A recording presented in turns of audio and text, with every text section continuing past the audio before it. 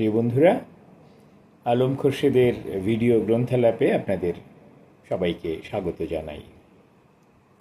আমার আজকের পর্বটির সংখ্যা 43। এর আগে যে 42টি পর্ব আমি করেছি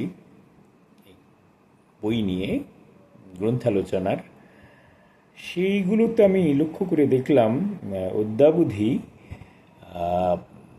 বাংলাদেশের বইগুলোই, বাংলাদেশ থেকে প্রকাশিত বাংলাদেশের লেখকদের বই বা তাদের অনুবাদ, সেসব নিয়েই আলোচনা হয়েছে মূলত। কিন্তু আমাদের এই বাংলারই আরেকটি যে অংশ রয়েছে সীমান্তের ওপারে, বা বলা যেতে পারে বৃহৎ বাংলারই আরেকটি খণ্ড, পশ্চিমবঙ্গের কোনো লেখক বা পশ্চিমবঙ্গ থেকে প্রকাশিত কোনো বই নিয়ে আলোচনা করা হয়নি।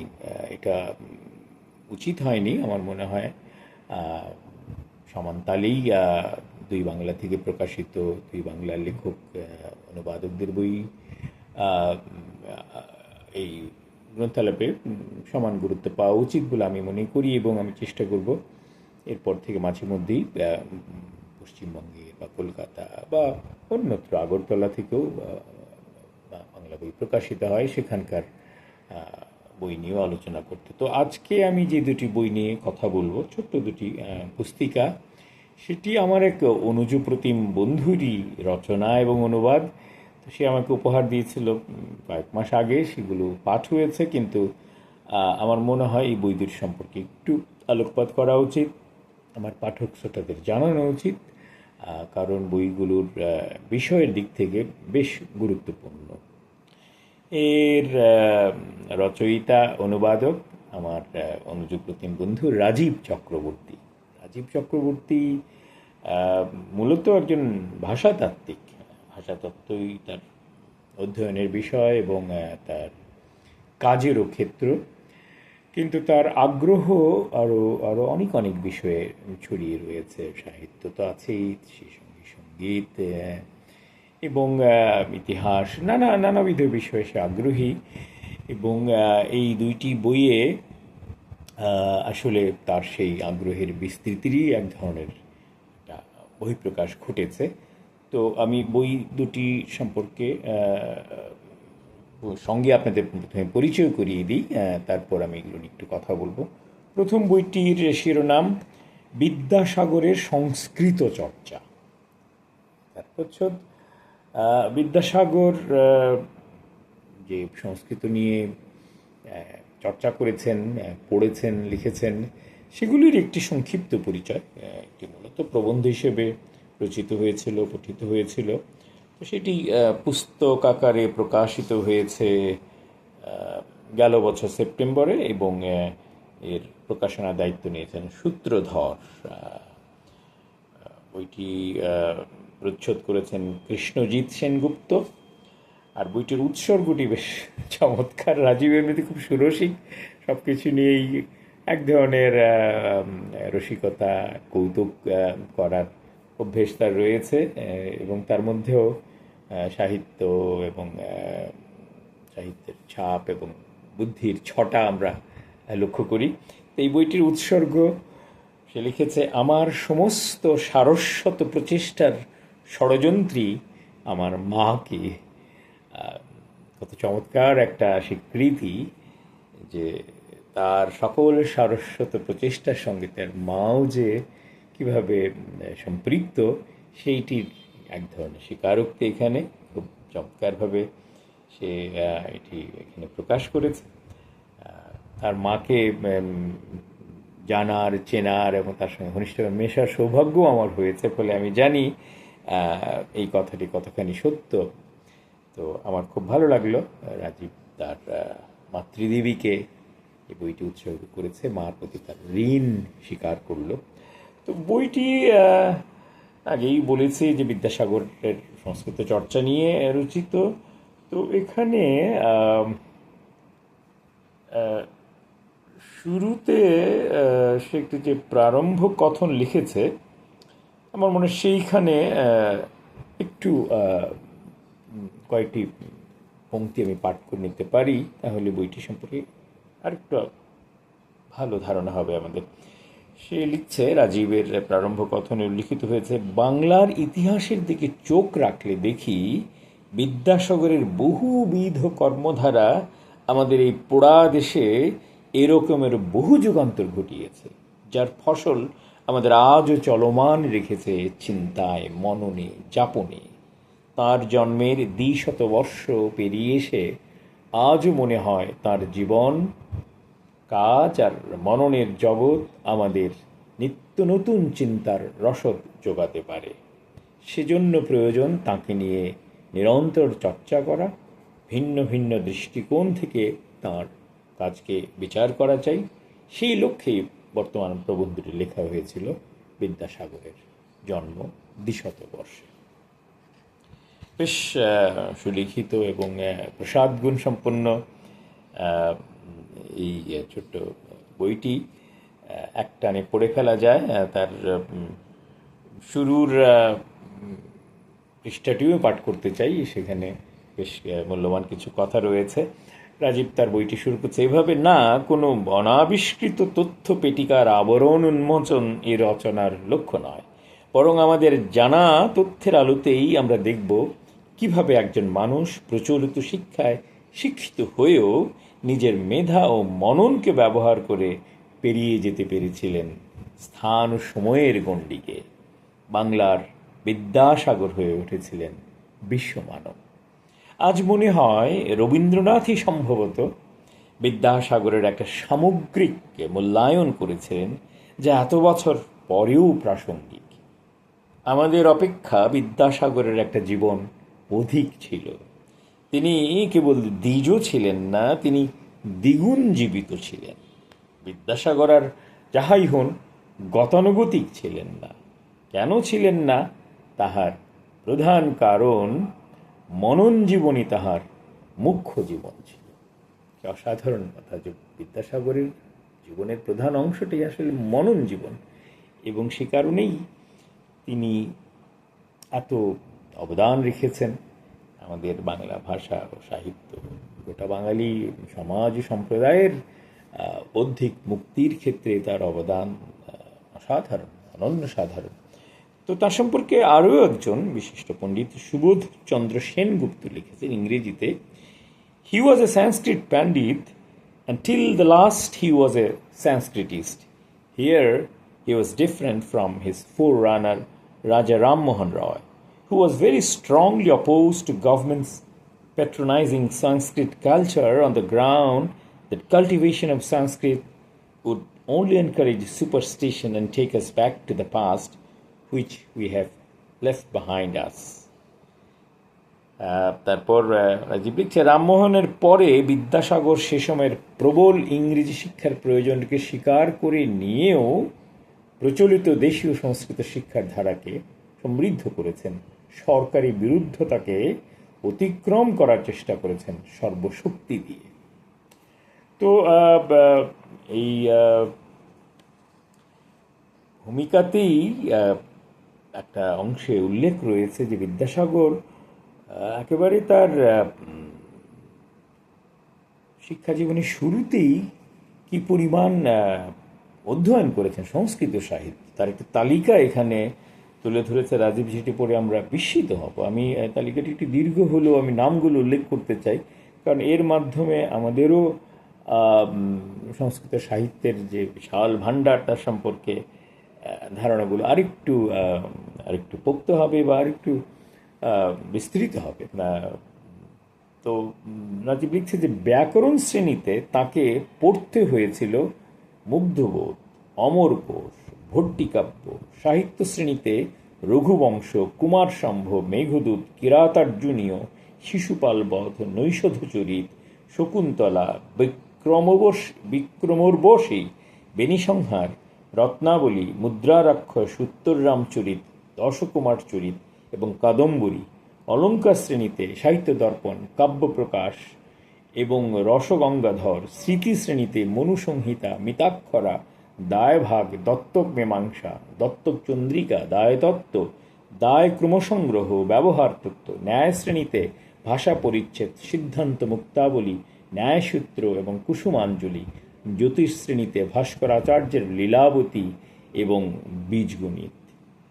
মানে এই তালিকাটি পড়েই আমাদের রীতিমতো মানে বিস্মিত এবং মুগ্ধ এবং শিহরিত হওয়ার জোগাড় হয়। কি পরিমাণ পড়াশোনা একসময় আমাদের শিক্ষা ব্যবস্থার মধ্যেও সম্পৃক্ত ছিল, করতে হতো ছাত্রদেরকে, শিক্ষার্থীদেরকে, এবং বিদ্যাসাগরও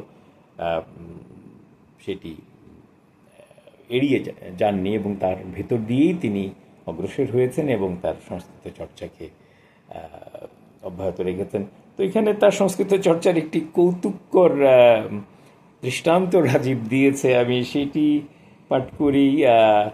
বইয়ের আরেকটি অংশ থেকে কিছুটা পড়ব। এখানে বলা হচ্ছে যে সংস্কৃত কলেজে সাহিত্যের অধ্যাপক জয়গোপাল তর্কালঙ্কারে বাড়িতে প্রতি বছর সরস্বতী পুজোতে নিমন্ত্রণ থাকত ছাত্রদের। সেই পুজো উপলক্ষে জয়গোপালের পীড়াপিড়িতে নিতান্ত বাধ্য হয়েই ঈশ্বরচন্দ্র সরস্বতীর একটি শ্লোক রচনা করেন। সেটি হচ্ছে এরকম: লুচি কচুরি মতিচোর শোভিতং জিলিপি সন্দেশ গজা বিরাজিতম যস্য প্রসাদেন ফলার মাপ্নুম সরস্বতী সাজয়তন্নিরন্তরম। জানি আমার উচ্চারণ ঠিকঠাক হয়নি, তবু এটি ধারণা অন্তত পাওয়া গেল ঈশ্বরচন্দ্রের রচিত একটি সংস্কৃত হালকা চালের শ্লোকের। সরস্বতী বন্দনায় এক কৌতুকপ্রিয় মনের অধিকারী সন্ধান মেলে।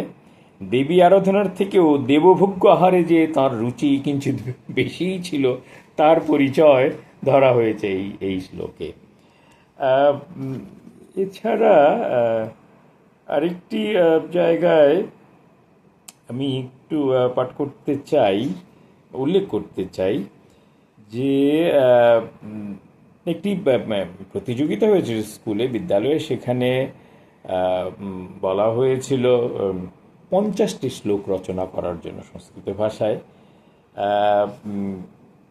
তো তার বিদ্যাসাগরের এক সহপাঠীকেই সেই সাহিত্য দেওয়া হয়েছিল, কিন্তু সেই সহপাঠী সেই প্রতিযোগিতা থেকে যে কোনো কারণে সরে দাঁড়ালে ঈশ্বরচন্দ্র নিজে 408টি শ্লোক রচনা করেন এবং পুরস্কৃত হন। 50টি তার বন্ধু, তার নিজের 50, 100টি তিনি পরিত্যাগ করে নতুন করে 408টি শ্লোক রচনা করেন। এতেই বোঝা যায় তার দখল সংস্কৃত ভাষার উপর। এবং সেই শ্লোকগুলি প্রকাশিত হয়েছিল 1892 সালে একটি খুবই আকর্ষণীয় গ্রন্থ, নামের দিক থেকে অন্তত ভূগোল খগোল বর্ণনম, এই গ্রন্থেই সেই শ্লোকগুলো অন্তর্ভুক্ত হয়েছিল। এই বইটির পরিচয়ে লেখা হচ্ছে, এই বইটি আসলে পুরাণ সূর্য সিদ্ধান্ত ইউরোপীয় মতের অনুযায়ী পৃথিবী ও অন্তরিক্ষের বর্ণনা। পুরস্কারের শর্ত অনুযায়ী 100টি শ্লোক রচনাই ছিল যথেষ্ট, কিন্তু যে কাজে ঈশ্বরচন্দ্র হাত দেবেন তাতে তাঁর স্বাক্ষর রাখবেন না, তা কী করে হয়? 100টির পরিবর্তে অনুষ্টুপ ছন্দে 408টি শ্লোক রচনা ঈশ্বরচন্দ্রের সৃষ্টিশীল ক্ষমতার পরিচয় বহন করে। এছাড়া বলেছিলাম তার কিছু কাজের উল্লেখ করব, সেটির একটি তালিকা, ছোট্ট তালিকা এখানে আমরা পেয়েছি, সেটি আমি পাঠ করে দিই।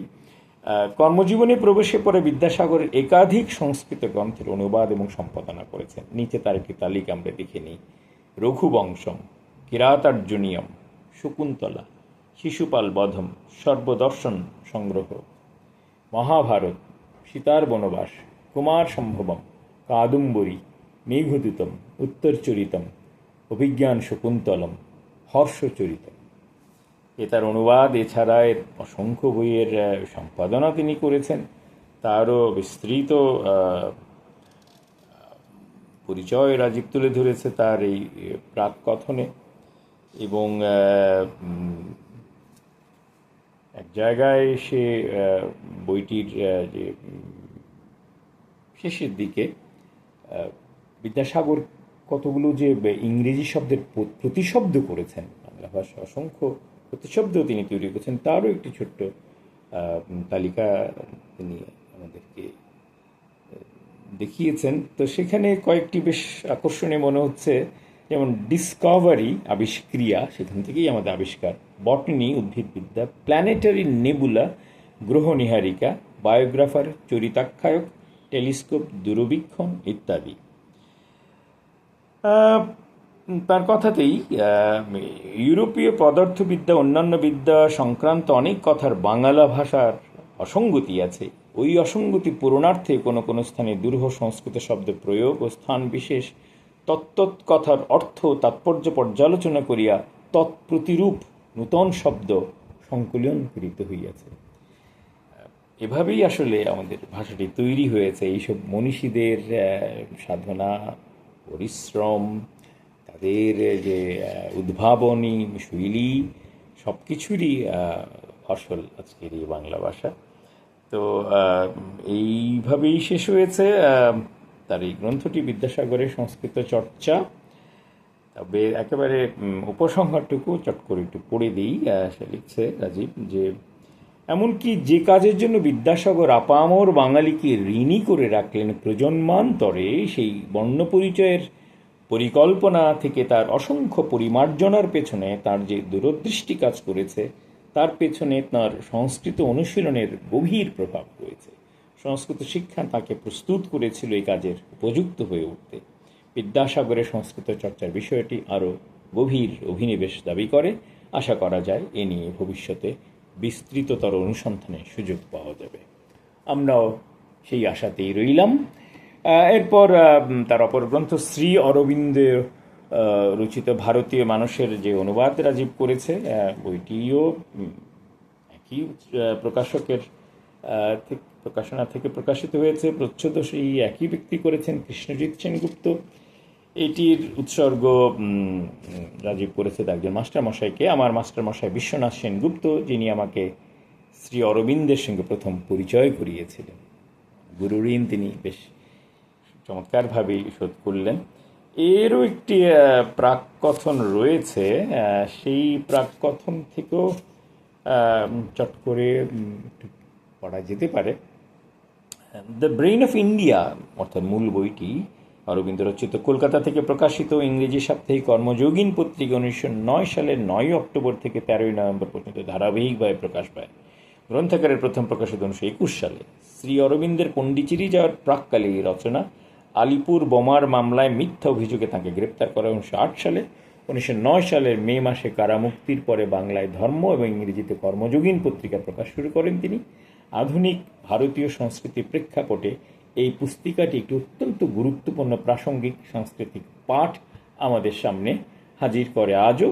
সেই প্রাসঙ্গিকতার বিচারেই এই পাঠের একটি অধুনাতন বাংলা রূপান্তর আজকের পাঠকের কাছে উপস্থিত করার প্রয়োজন রয়েছে।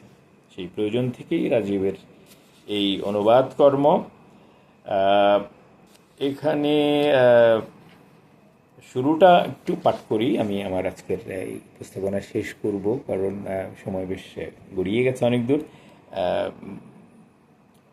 অরবিন্দর রচনার একেবারে শুরুটা এরকম: ভারতীয় মানুষ দীর্ঘকাল যাবৎ রাজনৈতিক এবং অর্থনৈতিক সমস্যা নিয়ে আচ্ছন্ন হয়ে আছে। এখন হয়তো সময় হয়েছে ভারতীয় মানুষের দিগন্ত প্রসারিত করার। বিশেষত বাংলার মানুষের জন্য এই প্রসারণের প্রয়োজন আরও বেশি। বাঙালি জাতি সবসময় উচ্চতর চিন্তার ক্ষেত্রে ভারতকে নেতৃত্ব দিয়ে এসেছে এবং এখনও দিচ্ছে, কারণ যে নব্য জাতির জন্ম হতে চলেছে তার জন্য যে ক্ষমতা থাকা দরকার তা একমাত্র বাংলার মানুষেরই আছে। একটা মহতি পদক্ষেপ গ্রহণ করবার জন্য প্রয়োজন হয় এমন এক হৃদয়মথিত করা উচ্চতর প্রেরণা, যা আসলে মানবতার চালিকা শক্তি হয়ে উঠতে পারে। এই প্রেরণাকে ধারণ করার জন্য যে আবেগ এবং কল্পনা শক্তির প্রয়োজন হয় তা বাঙালির আছে। চিন্তার ক্ষেত্রে হৃদয়বত্তা বাঙালির একটি বড় উত্তরাধিকার। বাঙালি সূক্ষ্ম চিন্তা করার এমন ক্ষমতা আছে যা কিছু সীমাবদ্ধতার মধ্যেও অর্থের বিচিত্র বর্ণচ্ছটা এবং চিন্তার অতলান্ততা হৃদয়ঙ্গম করতে সক্ষম। যা কিছু যুক্তিগ্রাহ্য আর যা কিছু যুক্তির ঊর্ধ্বে, সবই তার অধিগম্য। সবার উপরে মানব জাতির মধ্যে যুক্তি ও কল্পনার অতি যে অন্তর্নিহিত প্রত্যক্ষ প্রজ্ঞা সুপ্ত রয়েছে, অন্যান্য জাতির তুলনায় বাঙালির সে প্রজ্ঞা বেশি। অসাধারণ এক প্রশংসা শ্রী অরবিন্দের কাছ থেকে বাঙালি জাতির প্রাপ্য। পাওনা হয়েছে এই এই লেখাটির মাধ্যমে। তো লেখাটি ছোট লেখা, কিন্তু খুবই গভীর এবং খুব জটিল দার্শনিক নানাবিধ উচ্চারণ এবং ব্যাখ্যা বিশ্লেষণ রয়েছে এখানে। তো আমি বইটির একেবারে যে উপসংহার সেটি পাঠ করে আমার আজকের এই একটু দীর্ঘ আহ, উপস্থাপনা সেটি গ্রন্থালাপ সেটি এখানে শেষ করছি। আমাদের উদ্দেশ্য কিন্তু প্রাচীন শিক্ষা প্রণালীর বহিরঙ্গটির পুনঃপ্রতিষ্ঠা নয়, যে দাবি প্রায়ই প্রাচীনের প্রেমে মগ্ন মানুষেরা করে থাকে। প্রাচীন শিক্ষা প্রণালীর অনেকগুলোই বর্তমানের প্রয়োজনের সঙ্গে সাযুজ্য রক্ষা করে না, কিন্তু এর মূল নীতিগুলো চিরকালীন এবং এর শৃঙ্খলাগুলি বদলাতে হলে প্রয়োজন অধিকতর ফলপ্রসূ শৃঙ্খলা। ইউরোপীয় শিক্ষা যা আমাদের দিতে পারে না। এই প্রবন্ধগুলির উদ্দেশ্য হল প্রাচীন পদ্ধতির বৈশিষ্ট্য এবং মনস্তাত্ত্বিক ধারণাসমূহের উপস্থাপনা এবং আমাদের পূর্বপুরুষদের অলোক সামান্য অর্জনের জন্য কার্যকারণ সম্বন্ধকে প্রকাশ করা। কিভাবে এই পদ্ধতির নীতিগুলোকে আবার প্রয়োগ করা যায় অথবা পূর্ণ করা যায়, বা গভীরতর কোনো মনস্তত্ত্ব বা আরও কার্যকরী কোনো শৃঙ্খলার মাধ্যমে তাকে প্রতিস্থাপন করা যায়, তা স্বতন্ত্র আলোচনার পরিসর দাবি করে। আমরা সেই আলোচনার জন্য অপেক্ষা করব। সম্ভবত রাজীব কিংবা তার অন্য কোনো সতীর্থ সেটি আমাদের উপহার দিবেন। তবে এই দুটো বইয়ের মাধ্যমে রাজীব যে একটি সূত্রপাত করলো একটি বৌদ্ধিক চর্চার, তার জন্য আমি তাকে অভিনন্দন জানাতে চাই এবং তার কাছ থেকে ভবিষ্যতে এরকম আরও কিছু প্রবন্ধ, নিবন্ধ, গ্রন্থ পাওয়ার প্রত্যাশা ব্যক্ত করে আমার আজকের এই ভিডিও গ্রন্থলাভ এখানেই শেষ করছি। আপনারা সবাই ভালো থাকবেন, সুস্থ থাকবেন।